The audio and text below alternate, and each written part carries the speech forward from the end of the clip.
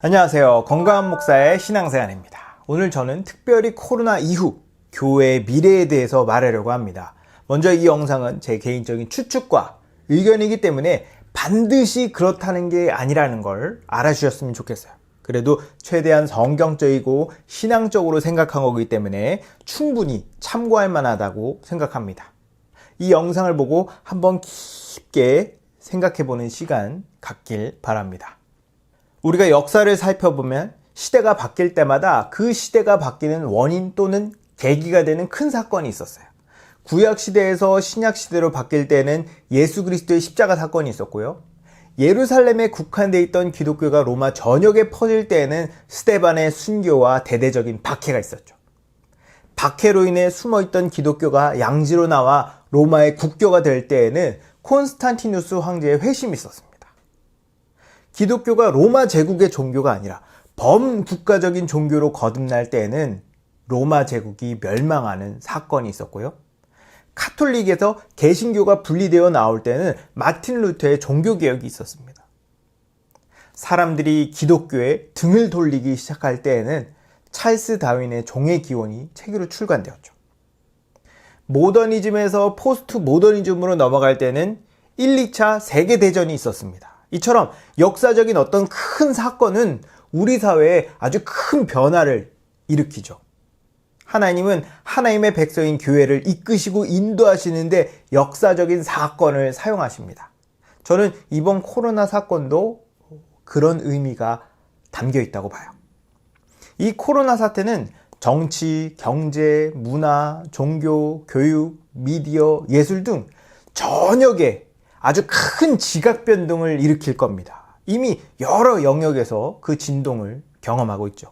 그럼 이 코로나가 한국교회에 어떤 지각 변동을 일으킬까요?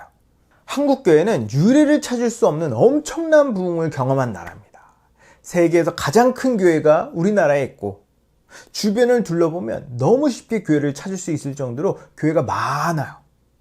옛날에는 개척만 해도 사람이 몰렸다는 얘기를 들은 적이 있습니다. 또 목사가 되려면 삼수, 사수는 기본이었대요. 그러나 어느새부턴가 점점 지원자 수가 줄기 시작하더니 지금은 정원보다 지원자가 턱없이 부족해서 정원 미달이 되고 학기 내내 추가 모집을 하고 있죠. 기독교인의 수도 해를 거듭할수록 줄어들고 있습니다. 이런 흐름은 코로나 이전부터 있었던 일이에요. 근데 코로나 사건이 중요한 이유는 코로나가 이러한 변화를 훨씬 빠르게 가속화할 거라는 거죠. 이 코로나로 인해 주변의 수도권에 있는 모든 교회가 온라인 예배를 시작했어요. 코로나 이전에 온라인 예배를 하지 않는 교회가 대부분이었습니다. 그러나 지금은 온라인 예배를 하지 않으면 안 되는 상황이 됐어요. 코로나 이전의 온라인 예배는 상황상 어쩔 수 없이 주일 예배에 참석하지 못하는 사람 또는 주일 예배를 드렸는데 추가적으로 더 예배를 드리고 싶어하는 사람이 드렸습니다. 그러나 지금은 코로나 때문에 대부분의 사람이 온라인 예배를 드리고 있어요. 또 비대면 예배를 드리는 것이 기호의 문제가 아닌 안전의 문제이기 때문에 교회도 적극적으로 비대면 예배를 권유하고 있어서 지금은 문제될 게 없지만 문제는 그 이유입니다. 아마 코로나 사태는 꽤 오래 지속될 것 같아요.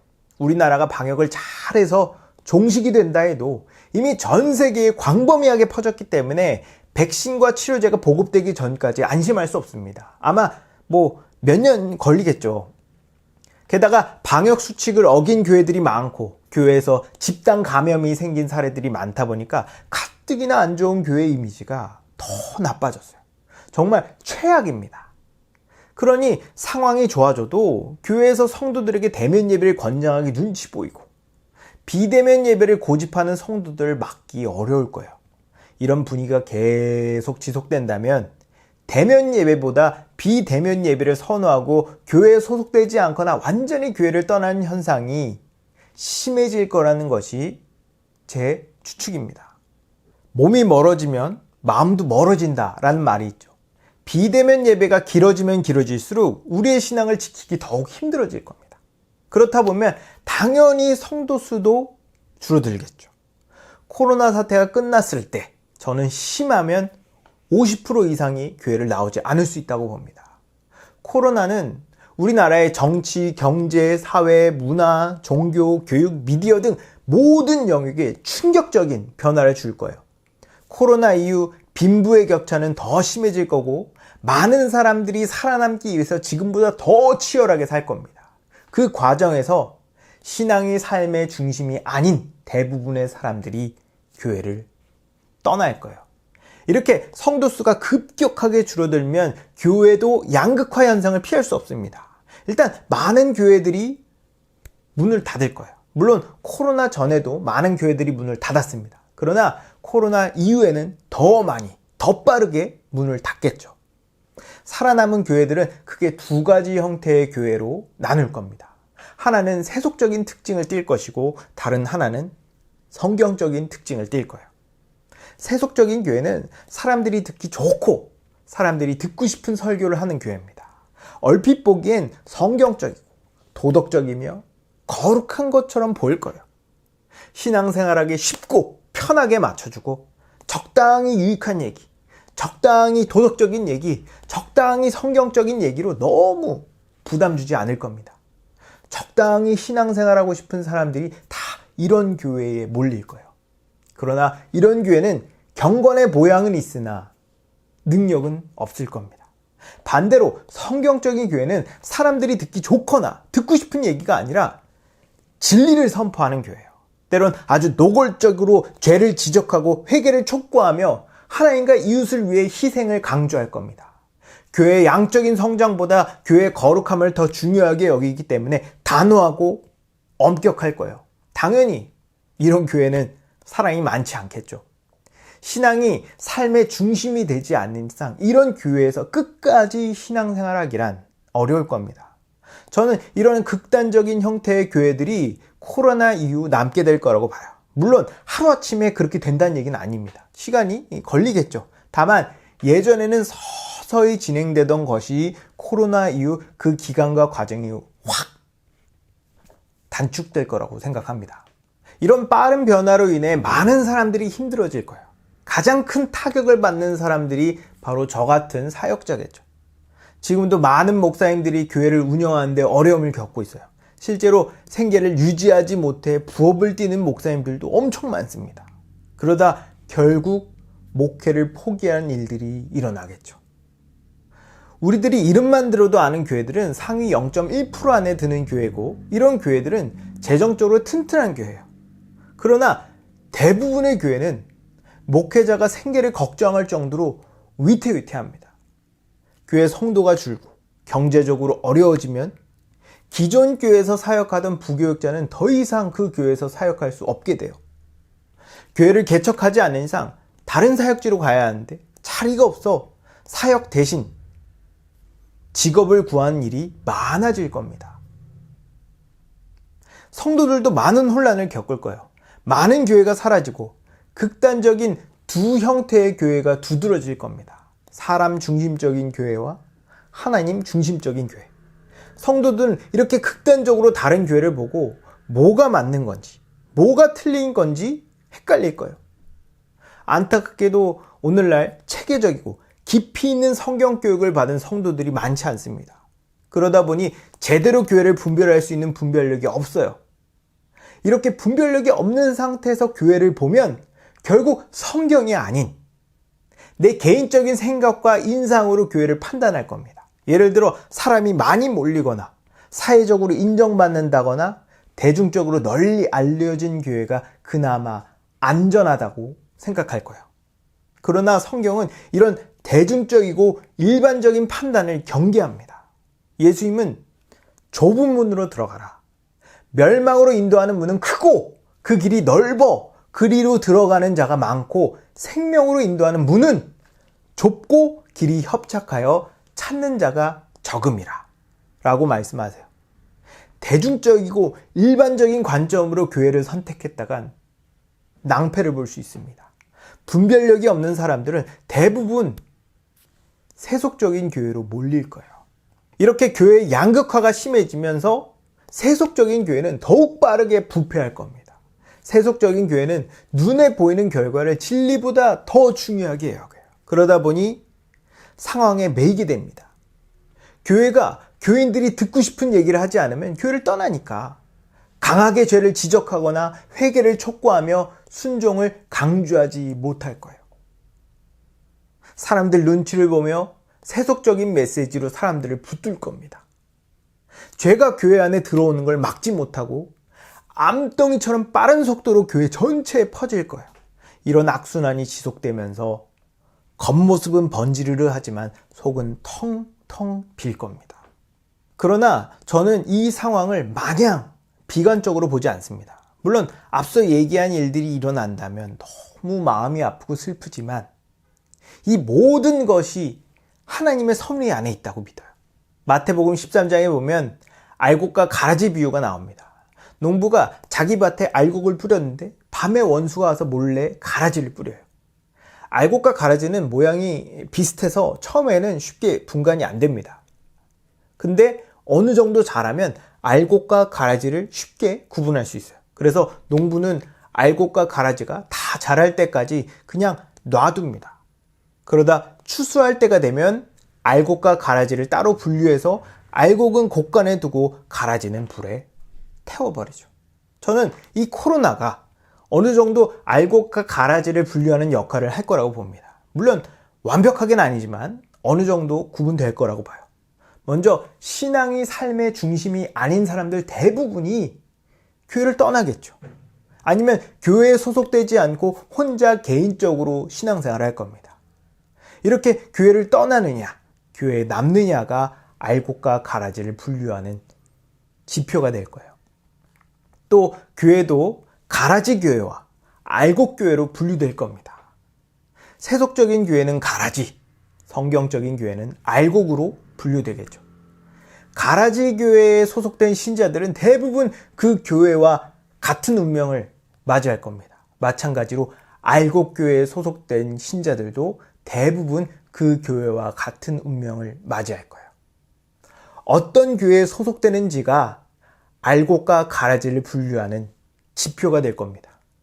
좀 더 세부적으로 들어가면 성도들 개개인도 알곡과 가라지로 분류될 거예요. 아무리 가라지 같은 교회도 알곡이 있을 수 있고 아무리 알곡 같은 교회라도 가라지가 있을 수 있습니다. 어떤 교회에 소속되느냐도 너무 중요하지만 동시에 내 신앙을 개인적으로 지키는 것도 너무 중요해요. 나의 영혼에 대해서 1차적으로 교회가 책임을 지지만 최종적으로 내 영혼에 대한 책임은 나한테 있습니다.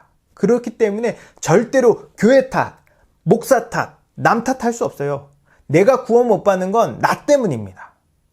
이렇게 개인의 신앙과 삶이 알곡과 가라지를 분류하는 지표가 될 거예요. 비대면 예배가 길어지고 교회를 나가지 않는 것이 익숙해질수록 우리의 신앙은 시험받을 겁니다. 이 시험을 이기지 못하면 교회를 떠날 거고 이 시험을 이겨내면 교회를 더 열심히 다니겠죠. 이번 코로나 사태가 어떤 면으로 우리의 신앙을 시험하고 있다고 생각해요. 우리가 이 기간을 잘 이겨내면 우리의 신앙은 한층 성숙해질 겁니다. 저는 이 코로나 사태로 인해 애매한 교회는 사라질 거라고 봐요. 역사상 교회는 사라지고 태어난 일을 반복했습니다. 생명이 다해 사라지는 교회가 있으면 생명을 얻어 새롭게 태어나는 교회도 있어요. 저는 이 코로나를 통해 하나님께서 이러한 과정을 앞당기시려는 것이 아닌가 생각합니다. 우리의 미래를 위해서 생명이 다한 교회는 빨리 사라지고 생명이 충만한 교회가 많이 생겨나는 게 더 유익하지 않을까요? 제 개인적인 추측이지만 여기저기서 성경적인 교회들이 새롭게 태어나고 있습니다. 이런 교회들의 특징은 마치 겨자씨 같아서 눈에 잘 안 보여요. 순수하고 거룩하지만 동시에 연약하죠. 이름도 없고 재정도 없고 성도들도 없지만 오직 말씀만 의지하여 세상과 타협하지 않는 교회들이 찾아보면 꽤 있습니다. 저는 코로나 시대 이후 이런 교회들이 마지막에 빛을 발할 거라고 믿어요. 이렇게 저는 지금까지 코로나 이후 교회의 미래가 어떻게 될 것인지 추측해 봤습니다. 그럼 지금 우리는 어떻게 할까요? 첫째, 비대면 예배에 익숙해지지 마십시오. 비대면 예배는 정상적인 예배 형태가 아닙니다. 우리 주님께서 일정 기간 동안 비대면 예배를 허락하셨지만 일시적인 거예요. 비대면 예배를 드린 동안 편리함과 간편함에 너무 익숙해지면 계속 그렇게 예배를 드리려 할 겁니다. 나 자신이 편리함과 간편함에 익숙해지지 않도록 경계하고 근신하십시오. 그리고 상황이 좋아져서 대면 예배를 드릴 수 있게 되면 꼭 대면 예배를 드리세요. 둘째, 나의 신앙이 내 삶의 중심에 있는지 점검하십시오. 코로나 사태가 길어지면 길어질수록 사회 전역에 심각한 타격을 줄 것이고 이것은 결국 나와 가정의 생계에 큰 영향을 미칠 겁니다. 먹고 사는 문제에 직면하게 되면 사람은 생존에 필요 없는 것부터 버려요. 만약 내 신앙이 내 삶의 중심에 있지 않으면 믿음도 버려질 겁니다. 그리고 어쩔 수 없다고 합리화하겠죠. 그리스도인에게 생존의 문제는 먹고 사는 문제가 아니라 영생의 문제입니다. 그러니 위기의 순간에도 내 믿음을 지킬 수 있을지 스스로에게 질문하십시오. 셋째, 분별력을 기르십시오. 분별력이 없으면 설교를 들어도 진리인지 거짓인지 분간할 수 없습니다. 다 맞는 말 같고 다 좋은 얘기처럼 들려요. 복음이 우리의 분별력입니다. 그러니 복음을 체계적이고 깊이 있게 배우세요. 그러면 어느 교회가 가라진지 알곡인지 보일 겁니다. 여러분, 지금까지 제가 말한 추측이 맞을지 아니면 틀릴지 저도 몰라요. 제 추측이 적중하는 것이 중요한 게 아닙니다. 마지막까지 내 믿음을 지키는 게 제일 중요해요. 내 믿음을 지키기 위해서는 내 믿음이 내 삶의 중심이 되어야 합니다. 그리고 내 믿음이 내 삶의 중심이 되려면 참된 교회에 소속돼야 돼요. 이것은 시대를 불문하고 어느 시대에나 적용할 수 있는 성경적인 원리입니다. 그러니 내 믿음을 점검하십시오. 그리고 참된 교회에 소속되기를 소망하십시오. 그러면 어떤 위기가 닥쳐와도 하나님께서 여러분에게 길을 열어주실 것입니다. 여러분 모두가 가라지가 아닌 알곡으로 분류되어 하나님의 곳간에 저장되기를 주님의 이름으로 축복합니다. 감사합니다.